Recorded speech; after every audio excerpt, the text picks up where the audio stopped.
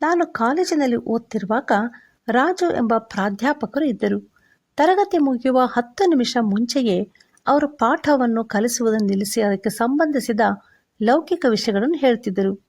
ಆ 10 ನಿಮಿಷದಲ್ಲಿ ಬೋಧಿಸಲ್ಪಟ್ಟ ಬೋಧನೆಗಳು ನಮ್ಮ ಜೀವನಕ್ಕೆ ಬಹಳ ಉಪಯೋಗಕರವಾಗಿತ್ತು. ಎಲ್ಲ ವಿದ್ಯಾರ್ಥಿಗಳು ಆ 10 ನಿಮಿಷಕ್ಕೆ ಕಾಯ್ತಾ ಇದ್ರು. ಒಂದು ದಿನ ಪ್ರಾಧ್ಯಾಪಕರು ನಾವು ಮಾಡಿದಂಥ ಒಳ್ಳೆಯ ಕೆಲಸಗಳನ್ನು ಜನರು ಮರೆತರೂ ಸಹ ನಾವು ಒಳ್ಳೆಯ ಕಾರ್ಯಗಳನ್ನು ಮಾಡುವುದನ್ನು ನಿಲ್ಲಿಸಬಾರದು. ನಾವು ಪ್ರತಿಫಲವನ್ನು ನಿರೀಕ್ಷಿಸದೆ ಅಥವಾ ಇತರರಿಂದ ಹೊಗಳಿಕೆಯನ್ನು ಬಯಸದೆ ಒಳ್ಳೆಯ ಕೆಲಸವನ್ನು ಮಾಡಬೇಕು. ಏನೇ ಇದ್ದರೂ, ಜನರು ನಮಗೆ ಏನೇ ಹೇಳಿದರೂ ನಾವು ಇತರರಿಗೆ ಒಳ್ಳೆಯದನ್ನು ಮಾಡುವುದನ್ನು ಬಿಡಬಾರದು ಎಂದರು. ಈ ಮಾತುಗಳು ನನ್ನ ಮೇಲೆ ಬಹಳ ಪರಿಣಾಮ ಬೀರಿತು. ಹೌದು ಪ್ರಿಯರೇ, ಯೇಸು ಈ ಲೋಕಕ್ಕೆ ಒಳ್ಳೆಯ ಕಾರ್ಯಗಳನ್ನು ಮಾಡುವುದಕ್ಕೆ ಬಂದನು ಎಂದು ಸತ್ಯವೇದ ಹೇಳುತ್ತದೆ. ಒಳ್ಳೆಯದನ್ನು ಮಾಡುವುದೆಂದರೆ ಏನು?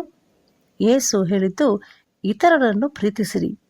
ಆತನು ಪ್ರೀತಿಸಿದನು, ಸ್ವಸ್ಥಪಡಿಸಿದನು ಮತ್ತು ಸಮಾಧಾನಪಡಿಸಿದನು. ಇತರರ ಅಗತ್ಯಗಳನ್ನು ಪೂರೈಸುವುದೇ ಒಳ್ಳೆಯದನ್ನು ಮಾಡುವುದಾಗಿದೆ. ಚಂದವಾದ ನಗು, ಮೃದುವಾದ ಮಾತು, ಸಣ್ಣ ಸಹಾಯ, ಸ್ವಲ್ಪ ಸಂತೈಸುವಿಕೆಯೇ ಅದಕ್ಕೆ ಅಗತ್ಯ. ಇತರರಿಗೆ ಸಹಾಯ ಮಾಡುವುದರಿಂದ ಮತ್ತು ಸಂತೈಸುವುದರಿಂದ ಸಿಗುವಂಥ ಸಂತೋಷವೇ ಬಹಳ ವಿಶೇಷವಾಗಿರುತ್ತದೆ. ಅದನ್ನು ಬೇರೆ ಯಾವುದಕ್ಕೂ ಬದಲಾಯಿಸಲಿಕ್ಕೆ ಆಗುವುದಿಲ್ಲ.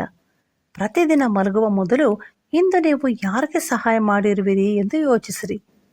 ಪರೋಪಕಾರವನ್ನು, ಧರ್ಮ ಮಾಡುವುದನ್ನು ಮರೆಯಬೇಡಿರಿ. ಇವೇ ದೇವರಿಗೆ ಸಮರ್ಪಕವಾದ ಯಜ್ಞಗಳು ಎಂದು ಬೈಬಲ್ ಹೇಳುತ್ತದೆ.